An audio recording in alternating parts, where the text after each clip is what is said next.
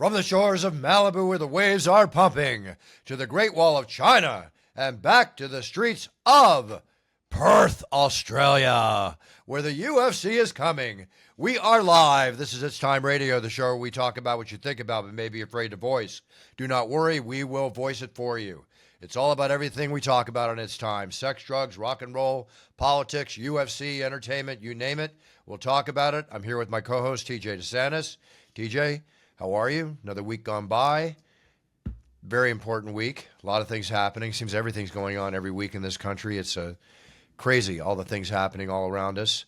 But before we go into that, I want to bring on my dear friend, the greatest commentator to hit the world of sports, the man at the table, whether it's UFC, whether it's Netflix, whether it's boxing. Oh, my God, he does it all, and he's proving it grandiosely in such grand style. Kudos to big Jon Anik. Jon, how are you? I'm doing well. I mean, that is way too much of a red carpet to roll out for me, but it's always good to be with you guys. It's actually been a while. I think this is the longest that I've ever gone between It's Time appearances since we became best friends, so here we are. Absolutely. No, it's a long time, and we've been best friends for a long time, and we will continue to be best friends for a long time, into a lifetime. And you talk about friends, you talk about the relationships we create in sports, in the UFC, and the world around us. I wish to pay homage to a very fine man, a fine family man, an award-winning journalist, a good friend for 20-plus years, since we started a website together called Max Fighting, to his work with the UFC, to his journalism work in boxing, MMA, the UFC, and so well-respected and beloved by everyone. But my sincere condolences and best wishes go out to the family and loved ones of the fine man Tom Gerbasi, who passed away suddenly 2 days ago. Very sad to hear, very unexpected. And I know you were also, as you are too, TJ, friends and associated with Tom also very much.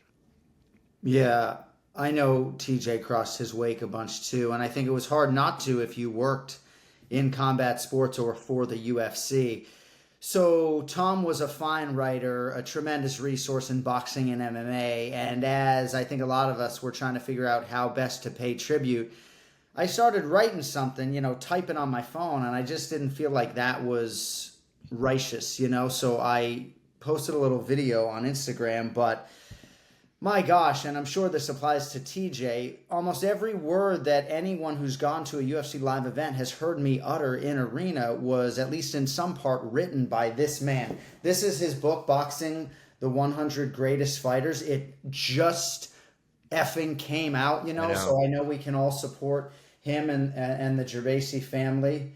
But I was getting ready to call Canelo versus Crawford, and he was the guy that I knew I needed to reach out to on the front end of this assignment. And so circumstantially, he and I talked extendedly leading up to this fight. And it just hits particularly hard because of that, because maybe there would be times where we would go a year or so without verbal interaction, and that was obviously not the case leading up to his unexpected passing. So we will trudge on in his honor. I think the Hall of Fame will come calling next summer, and gosh, man, it's just heavy. It's heavy. Real quick, there have been some seminal hires, or like big hires over the years for the UFC in regards to kind of making the whole combat sports world really take notice. One, I think the biggest was Mark Ratner, former head of the Nevada Athletic Commission. When Mark came over to the UFC, people were forced to realize that this was a sport and a promotion that was far more, capable of breaking through to the mainstream than, it was thought to be. And Thomas was one of those guys as well, because Tom, like you mentioned, Jon, that book, he was one of the best boxing scribes to ever exist. And when Tom started coming, or took the job at the UFC, I think that really made people realize, like, okay, respected combat sports heads are, signing on with the UFC. It changes things. I worked with Tom at a website called Inside Fighting probably 20 years ago. And he was such a jovial guy, really always down for a fun conversation. He did call me Fugazi because he had a Italian last name that ends in a vowel. My Italian last name ends with a consonant. He's like, DeSantis, that's not Italian. That's like Fugazi. You're Fugazi. And I'll never forgive Tom for calling me Fugazi, but I appreciate it nonetheless. Well, he had a great sense of humor, smile on his face, jolly giant. Can't say enough about Tom. And again, my sincere condolences, best wishes go out to his family and loved ones. And I hope everything is going to be fine there. A sad situation, a sudden situation. Life has to go on. So God bless Tom Gerbasi, and may he rest in peace. And I always have a hard time segueing into the other part of the show, but we need to go in. John, anything else you'd like to say? No, I mean, tough week for the entire boxing world. Ricky Hatton was a guy that I covered Ricky Hatton. extensively, and I remember being in those arenas. There's only one Ricky Hatton, and truer words have never been spoken. But yeah, I heard that Dana White bought 100 of these books, and it's fantastic. So what better way to honor? And every time I open it, I swear to God, it's the Manny Pacquiao page every time. But what better way to tribute Thomas Gerbasi than to, if you're a boxing fan, buy this book and throw it on your coffee table. Boxing, the 100 Greatest Fighters, it's everywhere, you know. I'd imagine the proceeds go to the family. But, you know, like he had this book delivered to me a week ago because I was going to be calling the biggest boxing match of all time, and it got delivered to my neighbor's house, and he brought it over, and now Tom's gone. It's just nuts. It's crazy. I was on the phone with him last week myself, so I understand. And that it's a fine tabletop book, that boxing book. Great book, looked great on the table. Yeah, boxing I mean, much fans. better than the It's Time Bruce Buffer autobiography. Incident. Much better, much better. Forget that, get that. Very simply said. Ricky Hatton, hands go out to him. I had the pleasure of meeting Ricky. My brother announced many of his fights. My brother had a tearful homage to Ricky Hatton that he went on social media yesterday. And, you know, they say it comes in threes. And in the world of entertainment, we lost one of the finest actors, humanitarians that the entertainment world's ever seen. Robert Redford passed away at 89 years old. One of my favorite actors. A lot of great movies he was involved in. So sincere condolences, best wishes to the family and loved ones of all three of these gentlemen. With that being said, we need to segue now, and I need to talk about Jon Anik. John, never cease to amaze me how great you are at what you do. I watch the UFC repeats at home, love your commentary. Everybody, you know, praises you all the time, but you stepped into another world. You just got off the mic and the desk with Max Kellerman. I think it was Andre Ward, was it, if I'm not correct? Yeah. You know, commentating the biggest fight. Not the biggest fight ever attended, because there was another fight in Philadelphia back in 1926 with Gene Tunney and Jack Dempsey that drew 120,557 fans in the stadium. But you had 70,000 plus fans popping away in the stadium at Allegiant Stadium, attending the Netflix, which had a huge viewing audience, and very entertaining, all the boxing events that night. How was it for you? And I want to add to this, my brother Michael Buffer was the announcer for the four televised events on Netflix. Michael made a comment to me, and he said that literally the production team that night was the finest production team he ever worked with. Very well-oiled. Everybody, which we know is the production team of the UFC, and how well-oiled a machine it is. But John did a great job. I was so proud of you. So proud of you watching that. Well, thank you, buddy. Yeah, it was pretty crazy to get the assignment, and it reminded me in some part of getting the call from Bjorn Rebney in 2009 to go do Bellator 1. And I'm thinking, I've called boxing back then, but I have not called mixed martial arts. They got the wrong guy, but you just sort of take the assignment and fake it till you make it, I guess, in some respects back then, and you play to your strengths when the red light goes on. But no, I was excited, but it was definitely more stress than excitement for most of the preparation process, because when Bud Crawford and Canelo Alvarez's primes were playing out, by and large, I was watching the UFC. So to ingest the entire catalog of both of those men, never mind the other 18 fighters, it was a huge take on, but I'm glad they called my number. It was an amazing experience. I have a lot of thoughts about the sports respectively, in terms of not just the aesthetic of both sports, but the way they're run and everything else. But I'm excited for a potential future opportunity. It was an honor to, be shoulder to shoulder with people like Andre Ward and Max Kellerman, and even more than that, to be sort of embraced by what can be a little bit of an ornery boxing media probably at times. So I felt the warm embrace, and I haven't watched it back, but the feedback has been very humbling to say the least. Let me say this real quick. We always talk about fighting in combat sports and mixed martial arts, and to me, broadcasting is a similar journey to what a martial artist goes through. It's a lifetime that it takes to master the craft, and I think it's something that most people will say they never fully get to where they want to go. But Jon, I think you proved that you're kind of like just add water. You can do anything. Boxing is very much an apple to the orange that is mixed martial arts in the UFC. But I watched your college football game a few years ago. I think it was the University of Washington. You do everything you need to do to be prepared the best that you can be to fit in. And, combat sports, I think more than anything, the audience, the media that covers it, they're a fickle bunch. You say fake it until you make it. You're not going to fake it and actually get over with the people that watch with the discerning eye. And you did it. You did it very well. And I'm curious, what did it feel like, doing a high level boxing event like that compared to the biggest UFC card? Did it feel similar, or did it feel much different because it is a different sport? Well, it did feel like the biggest live sporting event that I had ever called, with Conor McGregor and Khabib Nurmagomedov right below it. And the only reason I say that is because of what Buff said, 70,000 strong. It's sort of hard to put a comp on that. And unlike the stadium show we did for the UFC in Melbourne, and I know there have been several stadium shows, Rogers Centre in Toronto, way too vast. Melbourne, pretty vast. Allegiant Stadium in Las Vegas, architecturally, seems like the perfect stadium for combat sports. I'm not necessarily trying to convince Dana White to go there with a UFC event, but the way it's built, it feels like it can hold the people, and you're on top of the ring more than away from it. So it felt absolutely massive, and the stakes were just insane. The legacy swing for these two athletes, it was nuts. So you bring up the college football game that I had the opportunity to do in 2015.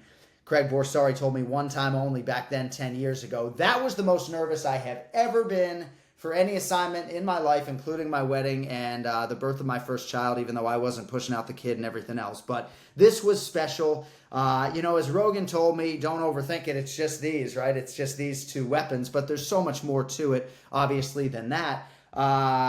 But as TJ knows, as a fellow play-by-play guy, I'm just trying to stay in my fucking lane and play to my strengths and not overthink it. My daughter, who's 14, was like, "You seem nervous." And I was not at all. The preparation made me nervous, but once I got there, what's the worst thing that can happen? It's just we're not in Afghanistan in fighter jets, Buff. Yeah, but it's just like walking into a fight. It's just like anything else. You're so good at your prep. TJ, Friday nights, Jon, let's go to dinner. Jon is just prepping and prepping and prepping, making sure everything is, to the T. I think it's rare we ever get out on a Friday, usually on a Thursday, because of his prep work. And it's just like in a fight, when you get that first punch or you throw that first punch, everything just comes into it. You can be a little nervous before, or whatever. You want to call it nervous. I call it adrenaline. I was nervous for my first 2 or 3 events, but then it became adrenaline for me. It's a buildup. And then once you start rolling, then you start rolling. So part of the reason your brother, real quick, in 15 seconds, loves our production team, and shout out to all of them. Zach Candido, Michael LaPlante, Mike Ricci produced this boxing event, Our pacing could always be better, UFC and boxing. But part of the reason why Michael likes this production is because, as you know, formulaically and formatically, everything's laid out. And the reason I'm in my room on Friday night, oftentimes, as TJ knows, has nothing to do with fighting and everything to do with, writing for television and making sure that it is this well-oiled machine. I'm not at all trying to take credit away from the producers, but this is a formula that is tried and tested hundreds and hundreds of times over and has been refined. And when applied to boxing, I think it can be really successful. We just have to get rid of the time between fights and some other pacing issues, right? Like Andre Ward and I were there for 12 hours. Callum Walsh should get a post-fight interview, you know? Yeah. He did not? No, that's the thing, is that, you know, it's sort of, I'm just trying to be funny, right? But it's like, if I'm going to be there for 12 hours, maybe Callum in the co-main event in front of 41 million people can get a post-fight interview, right? I understand that Canelo and Bud have expansive, extensive, elongated walkouts, but co-main event undefeated, you beat Fernando Vargas Jr., to me, you should get a microphone. Well, let's touch on the co-main event a second. We had Michael on the show last week, right? And I said the co-main event is, you know, Vargas and Callum. And Michael said there is no co-main event for this event. There's only a main event because of the marquee names. They want to focus on it, just the main event, and that's the way they're marketing. So we're not saying co-main event. How do you feel about that, John? That's why you're the GOAT and he's right on your heels. No. So I understand all of that, but you should see my fighter cards for thumbs. Not for nothing, you know. This right here is Marcos Osorio Betancourt. He didn't even fight, so he got canceled from the card. But no, we dove all in. I mean, it's a UFC mentality, but circumstantially, this fight card had 3 supremely relevant fights at the end of the card, and I'm saying that objectively. But I can understand why your brother didn't necessarily want to lean in. An unnamed boxing journalist told me that they had no business being the co-main event underneath Canelo and Crawford. So I find with the boxing scribes and the talking heads, there are opinions, strong ones on both sides all the time. But I missed you, buddy. It was great to work with the legendary Michael Buffer. But of course, I miss my guy. Missed you too. But like I said, when we're texting each other, I was there in spirit, John. Yes, rooting you like there was no tomorrow, for sure. I only made 2 mistakes all night. No, there were probably many more than that. 2 that I know of, though. Wait, you made a mistake? 2. Only 2 that I know of. I'm just sort of having fun. No, I went in there cognitively trying to not say strike instead of punch. That happened one time on Netflix. I thought it would happen a lot more, quite frankly. And then I introduced Michael Buffer as the one, the only. Oh. And if anyone deserves that distinction, it's Bruce. Now, I have introduced you as that many times over. I appreciate that. As you know, right? Michael is the one, the only for the way he does it. But sometimes, as TJ knows, you're taking account from a producer, and it's like 5, 4, and now for the introductions, and now one final time tonight, and he says 3, 2. The one, the only was almost filler, but as soon as I said it, I'm like, A, that's the GOAT Bruce Buffer's line, and B, you just applied it to his brother. How are you even going to face him? But I was hoping you didn't catch it. It's okay. All good. Love you, John. All good. All good. Love you too, buddy. You are the one, the only, and I will say, your brother, velvety tones, the presence, a complete living legend, right? Yes. But I mean, there's no doubt that me and Jay, of all the things we talked about, my twin brother in the hotel room after the fight, we're certainly thinking about your energy in front of 70,000. Sorry, we are. I appreciate that. You know, I would bring it. That's for sure. Oh, that's the beauty of it. Michael and I, brothers, I'm his manager, all that kind of stuff, but our styles are completely different and it works perfectly. They both work. They're it takes a very special vocal tenor to be able to make his style work. I'll tell you that. There was one journalist once, I forget his name real quickly, that said Michael's like a fine bottle of Bordeaux and I'm like a shot of Jack Daniels. I always remember that line. Yeah, I mean, shot a puncher's chance. There you go. Puncher's chance. All right, Johnny, there's going to be, according to Dana White, 44 UFC events coming up, 12 power slabs, 14 BJJ events they're going to get behind, and 16 to 18 boxing events. How many do you predict you'll be part of boxing? I really don't know. This was one assignment, and it was amazing to be on a platform like that. I really don't know. I really, truly don't know. I haven't been probed. I didn't think I was going to get this call, and I'm so grateful that I did. And now we'll see what happens. But, I love the UFC. And of course, I got spun around during the broadcast to do an on-camera. and they showed a highlight rip of Noche UFC, and I hadn't known the results at that point in time, and I'm watching, John Silva end up looking like the Chucky doll from the movie Child's Play, and I'm thinking, man, they got some violence going on there in San Antonio. So I'm excited to get back to the UFC, obviously in October, but I don't know. I'll probably work 20 to 22 live events, and when they call my number, I'll show up.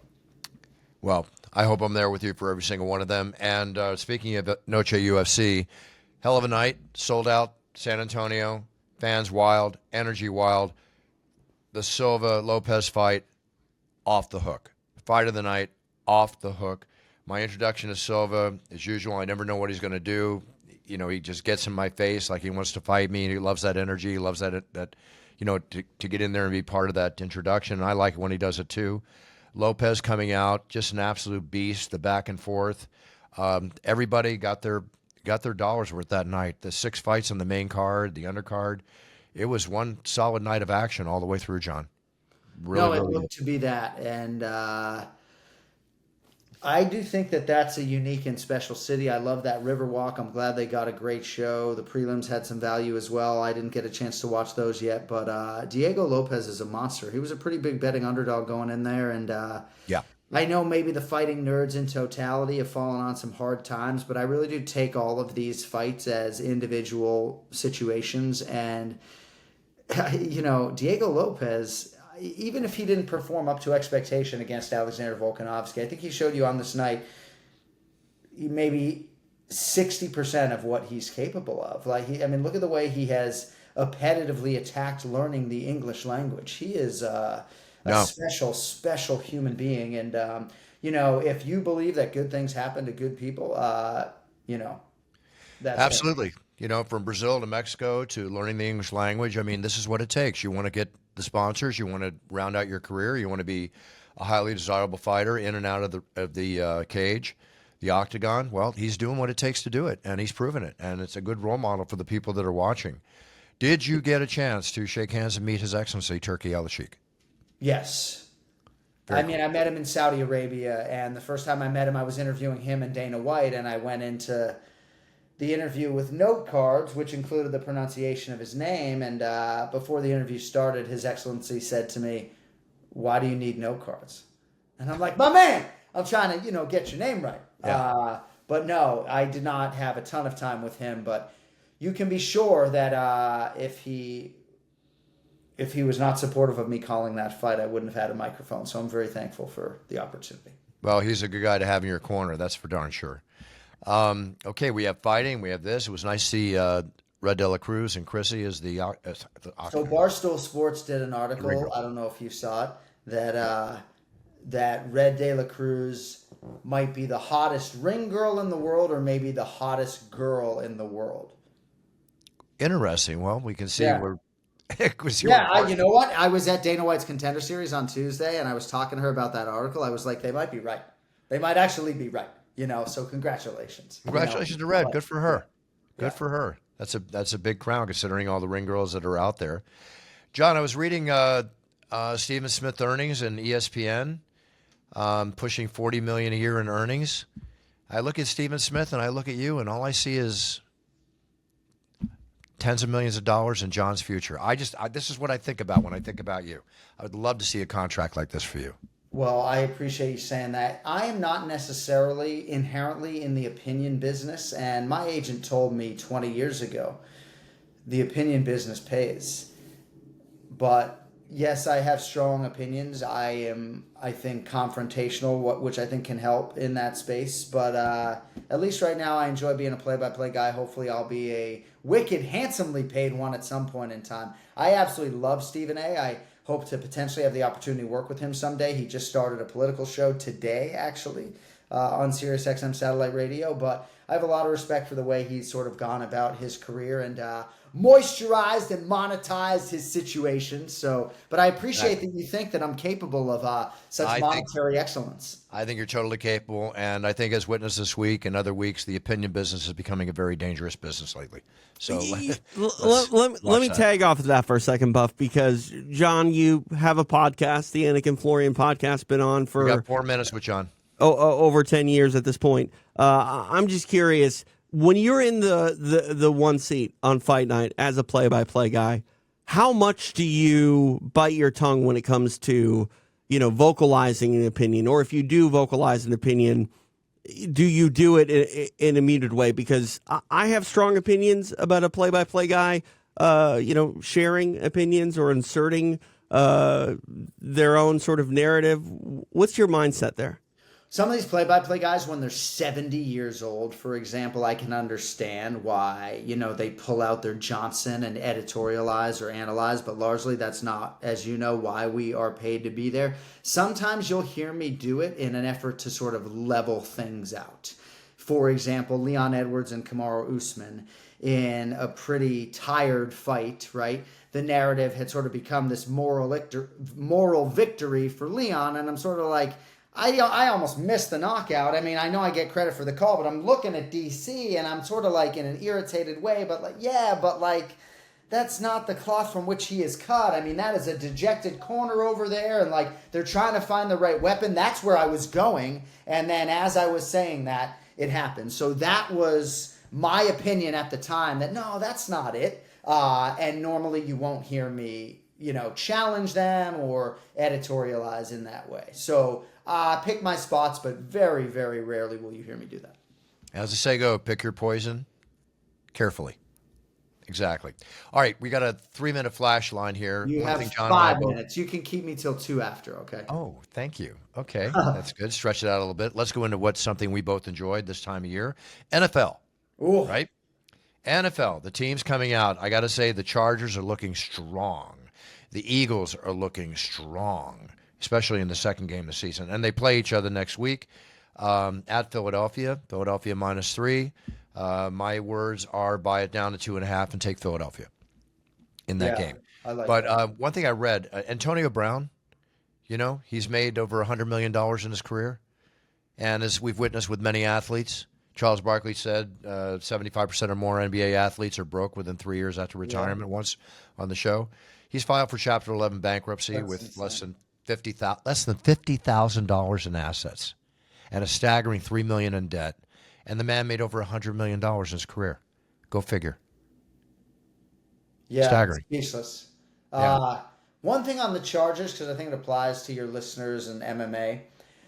So sometimes a quarterback is just locked in for an entire season, not unlike an NBA player being in the zone or a fighter being in flow state, right, where they're just fighting on instinct, nothing can go wrong. Evidence right behind me over here, which you can't see, Max Holloway against Calvin Kattar. Justin Herbert looks like he's locked in, and if he could do this all year, the Chargers could actually win the Super Bowl, but it's hard to do it all year. So the Bills look tough. They're playing tonight. Big favorites tonight. I'll probably gobble up the 13 points with the Dolphins and cover my face and hope for the best, but we'll see. You took the Dolphins. I bought the Bills down to 9.5. Yeah, it's probably the smarter play, but smarter wins, and that's why you probably make more money as a sports bettor than I. I was 6 for 7 last weekend. Good. Yeah. And thank God we're doing. My twin brother and I are doing this Survivor pool in Vegas. It's $1,000 an entry. Yeah. We have 4 entries this year, so we're really sort of trying to map this thing out, and gave a long, hard look at Buffalo tonight because they're such big favorites, but we aren't playing them tonight just because they're such a good team. We want to save them for later, but it's absolutely fascinating to attack NFL handicapping from this Survivor pool angle.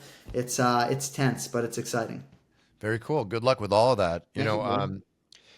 My godson Henry is very adept at football, very analytical about everything. Says that Herbert's doing great because of his new girlfriend pushing him to be the best he can be. And then he said that Travis Kelce is not that great because of his girlfriend.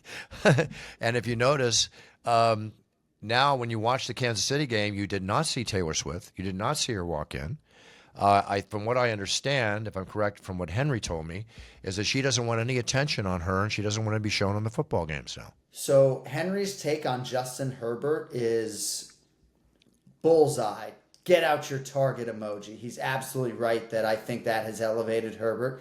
I don't think he's correct about the Kelce Taylor Swift situation at all. I just think that's much ado about nothing. Travis is older. I mean, Travis has given Yeah. his body to this league. Yes. He contemplated retiring, and he still led them in targets last week. Their schedule started in Brazil and then against Philadelphia. I think we need to just chill a little bit on burying the Kansas City Chiefs. I think they actually might lose to the Giants in primetime this weekend and still do good things even after an 0-3 start. They're not healthy, and it shows. That's it. They're not held. That's one thing Henry was telling me too. The injuries, he was going through the list on Kansas City's team, is really plaguing them. But you put it out. Brazil, Philadelphia, let's get back in their hometown, give them a couple weeks to recover, and they can come back strong just like anything else. Yeah. You know, it's only the first league. It's a crazy league. crazy league. I mean, look Crazy at those league. Minnesota Vikings, right, TJ? I don't want to talk about the Vikings. Well, that Vikings game and that Buffalo game the other week were two of the best games. We've had some amazing games lately. Really, really amazing. The league is insane.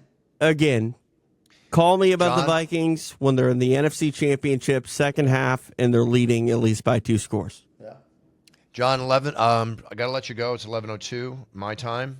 2:02 I'm off your to time. pick up my daughter at high school. Let that marinate. High school. High school. Wow. So cool. So cool. She's in high Thanks school. for having me, boys. Much love. John, Thanks, you know, John. starting the It's Time Sports Card Esports Center is launching in the next month, and I noticed you're moving your memorabilia. How's that moving for you? The cards and stuff. No, we give it away. We're just giving it away to fans, my man. Very cool. I bet they're very appreciative because that's some fine, valuable memorabilia in my opinion. No, we have not. It's all been anyone who is on the Jon Anik app is getting those things, and we have thousands upon thousands that are going to go out. I mean, the Khabib one eventually will probably be sold as opposed to, or I should say ones plural, but we'll see maybe we can partner up, Buff. Let's talk. Oh, no, we will talk. And then when you're in LA, when the esports, it's an 8,000 square foot facility. It's incredible. Yeah. We got personal appearances, everything going on there. So you will have a personal appearance in Los Angeles when you get to Los Angeles. You're the man. I will blow it out for you. And I will pay for it. Hey, thank you guys. See you, John. All right, John, thanks. All the best. I will see you where? Where am I going to see you? I'm going to see you in Las Vegas. You will see me in Las Vegas. I'm going in 11 days. Right back. All right. UFC 320. Can't wait to watch some bloody mixed martial arts. There is a bit of a difference.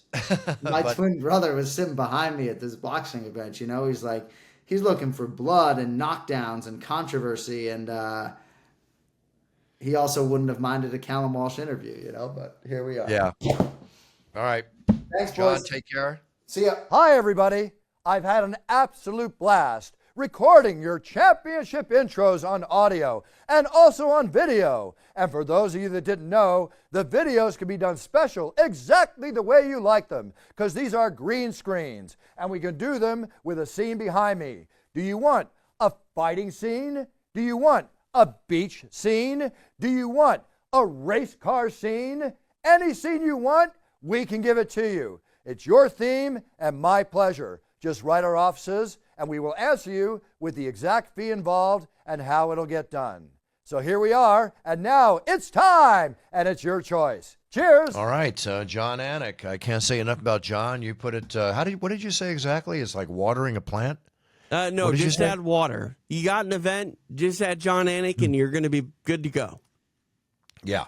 No, very good. Very, very true. It just shows how versatile he is. Versatile, well, it comes down to the prep, Buff. Don't get me wrong. The talent, being able to perform when the red light goes on, obviously that's important. But nobody preps more than Jon Anik.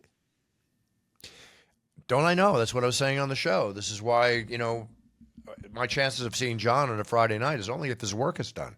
It's very difficult. After the show, that's one thing, Thursdays, but he is all about his prep, and it's to be respected, completely respected.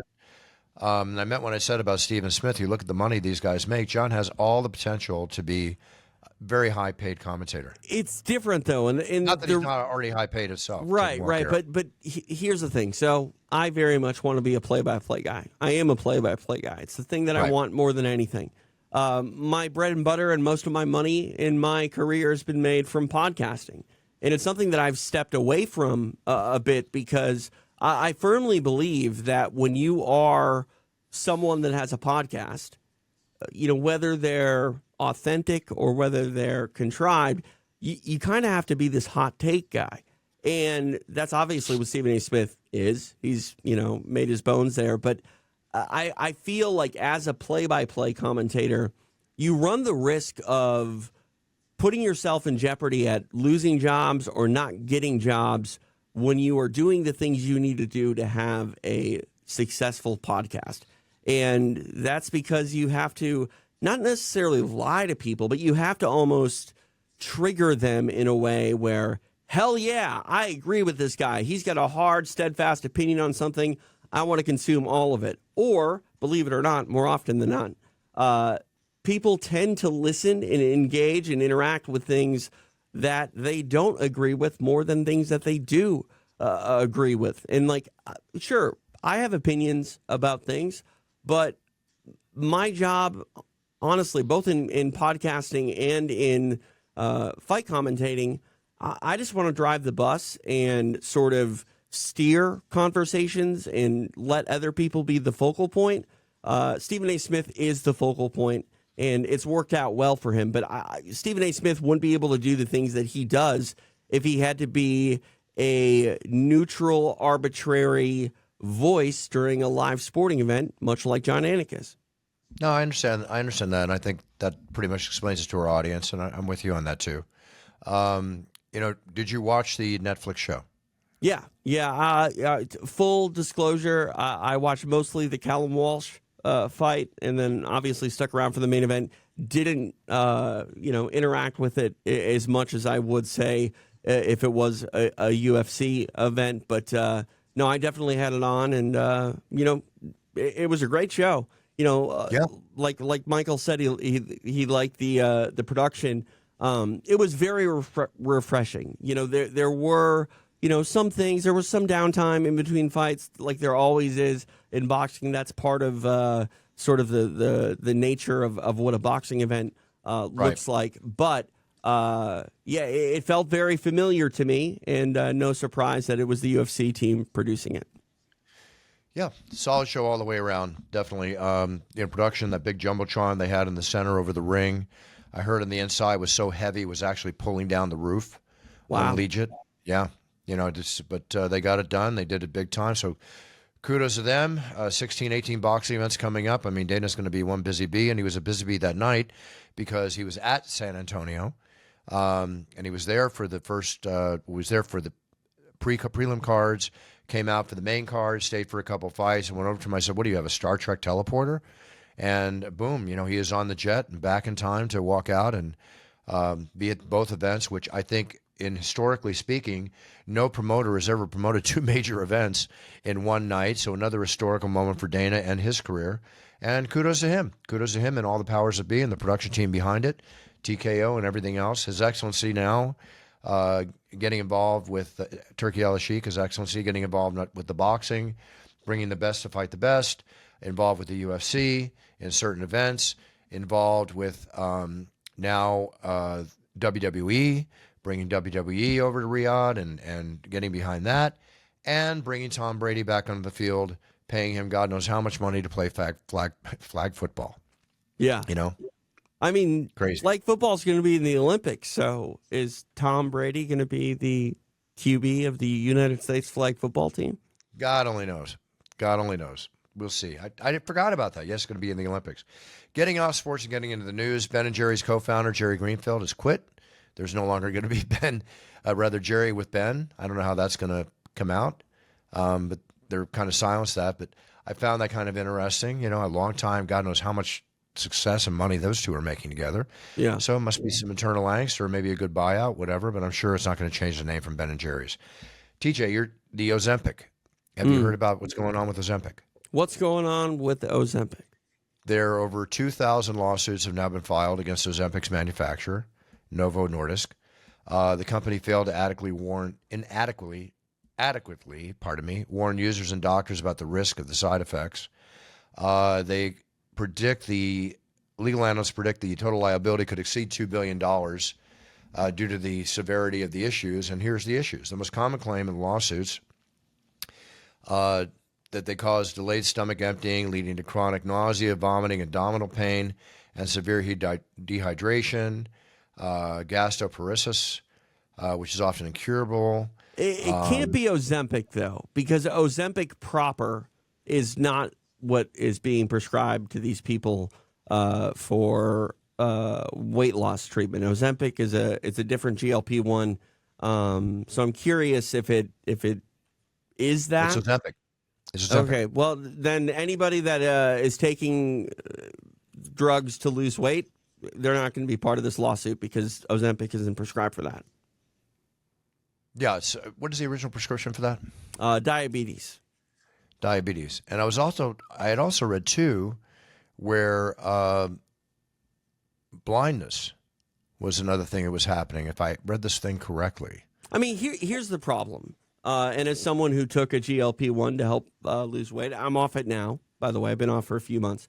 I will say, anytime you put any medication into your body, you know that there are consequences or potential consequences. I'm not opposed to anybody, going after the pharmaceutical companies. You mentioned a $2 billion bill maybe at the end of all of this. I promise you they made way more than $2 billion on it. Probably will continue to make that and more off of that each year. Yeah, it's newsworthy. But again, to me, someone who has taken this medication to, help with weight loss, if something happened to me, Bruce, I very much would understand that it wasn't absolutely necessary for me to take this medicine. There are, side effects with every drug. Whether or not they affect and impact you is, neither here nor there. But I don't want to say it's a frivolous lawsuit, but people are going to sue people because that's what we do in this country. And, I know, sue Happy City. There's no question. Right, but no if you're putting something in your body that otherwise you might not need, or even if you do need, there's going to be potential issues that come with that. Look at those TV commercials when you watch them, right?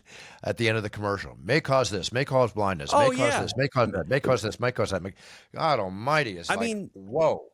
How many times have we seen like an antidepressant medication advertised on television to treat depression, and one of the leading side effects is depression? Yeah, and suicidal thoughts. Right. Yeah. It is what it is.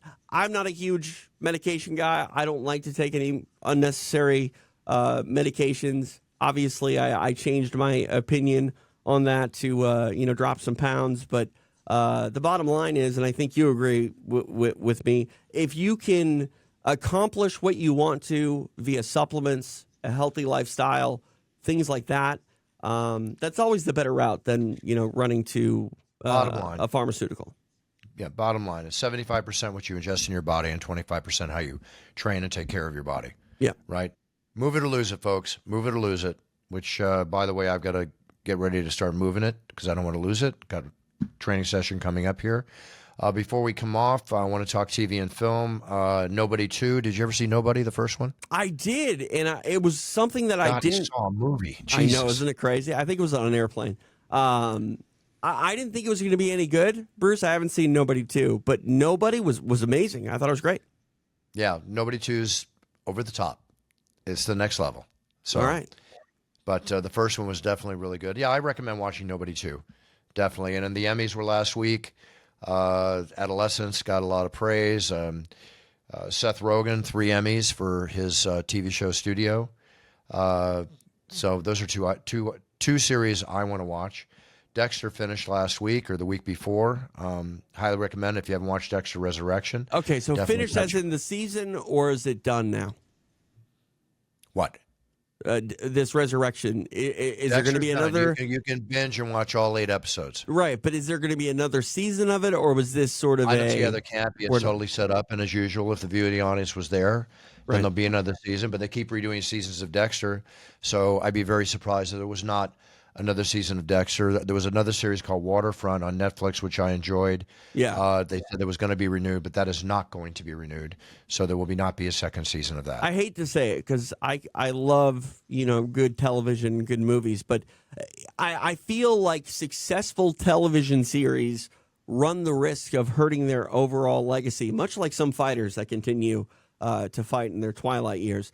But I can name multiple series where I thought they were phenomenal for 3 or 4 seasons, but their ratings are so high they try to squeeze 3 more out when, like, guys, the story's done. You know what I mean? And Right. yeah. As an actor in those series, if you get to a third series or a third repeat, you are making uku buku bucks. Right. So anyway, it's all about the dollar. Do Not you so much remember about- the show Sons of Anarchy about the motorcycle Of club? course. Yeah. I loved that show, but after about the 4th season, still loving it in the 4th season, it was time to be done, and they still kind of pushed it out a couple more. Yeah, well, they did. And, that's just the nature of the beast. All right, TJ, what's up? Not much. What's going on with you? I am not doing UFCs for the next 2 weeks. I have UFC 320 happening in Vegas in 3 weeks, give or take. Then onward from there, I go to, let's see, I just got back from there. Where am I going? Abu Dhabi. Later on. I won't be in Brazil. I won't be in Vancouver, Canada. But looking forward to Abu Dhabi, looking forward to Las Vegas. But a lot of other things going on right now, working on the It's Time Sports Card and Esports Center is being constructed as we speak for the launch in about a month or so. And I'm waiting for my phone call to talk about this podcast space there. I don't know when that's coming. We're building a, you saw the thing, we're building a podcast space. There's going to be, right. But where's my consultant? Am I going to get to be like the manager of it? Like, what's going on, Buff? That is yet to be determined, and I will discuss that with my partner. Please. I have no problem with that. So, how far is it from where you live? Where I live without traffic, 45, 50 minutes. 45 minutes. Okay. So I probably can't convince you to go down there every week to do this show? No. All right. How about once a month? Maybe. Okay. How about quarterly? No, I'm sure I can go down there, to do, there'll be podcasts coming from there for the sports card industry. No, I hear you, but if you have a good space where we could be in the same room together like old times, Buff, that's what we need. There's definitely going to be a time to do a show there. There's no question. That'll be done. All right, good. No question at all. Absolutely. So, no, the answer to that is yes. Right now, my partner O'Day, busting his buns, getting this constructed. It's so amazingly unique. There's nothing like it. I'm just saying, there's not a guy that can help you with the podcast space better than this guy right here. Of course, TJ. I understand. Don't worry. All right. Okay. Don't worry. All good. We're live on air. I'm not making promises that haven't been made. So just understand. I hear you. TJ. Okay. All good. All right. All right, buddy. Okay, everybody. Have a great week. Enjoy yourself. Real quick, let me say this. I got nothing going on really this weekend, but I mentioned I was in San Antonio for EBI. Buff, I cannot tell you how amazed I was Friday night in San Antonio. You've seen the EBI before. It's a grueling jiu-jitsu competition, 16-man tournament. The guy that won was an 18-year-old purple belt. He had 4 matches. He won the entire thing in less than 4 minutes of mat time. He submitted everybody with leg locks under a minute in every match he had. Does he have mixed martial arts possibilities? I don't know. I mean, he's young. He just turned 18 years old. But, dude, you cannot let this guy grab a hold of your leg. His name is Landon Elmore. They call him the Big Slime. And, he made $20,000 in less than 4 minutes and made a field of absolute studs look like they were not on his level. Submitted Bryce Mitchell in less than a minute. Wow. Very amazing. Very cool. Yeah. Very cool. No, I'm glad to hear that. I love young talent coming up, and I'm sure we'll see more of them as time goes on. And congratulations to Eddie Bravo and EBI. Great brand, great event, and congratulations to you for commentating it and continuing to do what you do, best as you do it. And we're all doing what we love. Let's all enjoy what we love. Let's all stay healthy. And again, remember the fine people in our lives that are here with us now and those that have passed and gone on to better resting place. Yeah. Knock on wood, you're going to see me in some of this boxing stuff next year. I have been calling boxing for the better part of 2, almost 3 years on Fight Pass and with the Sufa boxing thing, kind of getting announced and getting roadmapped. I hope to be on a few of those shows, Buff. Yeah. Well, you know who to talk to.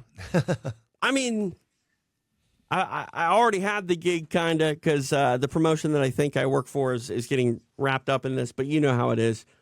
Different people, sit at the table and make decisions. I very much hope that I'm in the plans. So knock on wood. Positive. Stay positive. Knock on wood. I'm knocking right now. If you can hear. There you go. Boom, boom. 3 more for you. Thank you, sir. All right, TJ. Very cool. Great to have Jon on as always. Everybody have a great week. We'll be back next week with another show and another fine guest for It's Time Radio.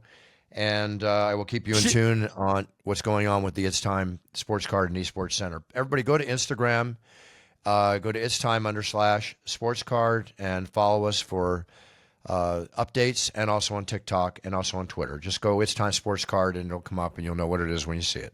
On-air production meeting. Should we try to get Callum Walsh? I mean, the kid wins in front of 70,000 people and doesn't get a post-fight interview. Should we try to get him on the show? We can do that. I think he deserves it. Okay, that's yeah. Let's. This is stuff we can talk about off air, but absolutely, it's fun to do it on the air, Buff. You got it. I got no problem with that. All right, no problem at all. I'm done talking. Follow me on all social media platforms at TJ DeSantis. Sounds good. Everybody, thank you again. All the cameos coming in, doing back-to-school cameos, did a number of fantasy football cameos. The videos are flying in. Just check out my page at cameo.com. For weddings and all, please go to brucebuffer.com. All weddings are done through that site, especially done in green screen and tuxedo. And TJ, there's just so many people getting married. I'll say it again. 20 plus or more requests a week coming in for weddings. It's amazing. I'm curious, with all of these coming in, how many days out of the week are you putting the tux on? As many as 3. That's a lot. Yeah. That's to be filmed. Yeah. I mean, cameos I do in casual clothing, but weddings I want to make sure they're very, very special. Right. And a lot of them are audios. A lot of them are audio introductions, Yeah. Which are there. But well, you do a great job. Like I said, you did my wedding 15 years strong. Maybe we wouldn't have made it this long had you not done my wedding. So you got my seal of approval. I hope I bring that luck factor to every wedding that I ever do as they walk down the aisle of love forever. All right, TJ. Everybody set your goals, write them down. So when you step on the yellow brick road, you can be the best you can be. At that time, you know that you're winning. Whether you're first, second, champion, 10th, you name it, be the best you can be, you're winning, and that's what we're all about in It's Time Radio. So keep cheering yourself on. Be a role model to your sphere of influence. Big cheers and no fears. Everybody have a great week. Have a great weekend. Stay safe out there, please. Stay safe out there. Cheers, everybody. Buffer out.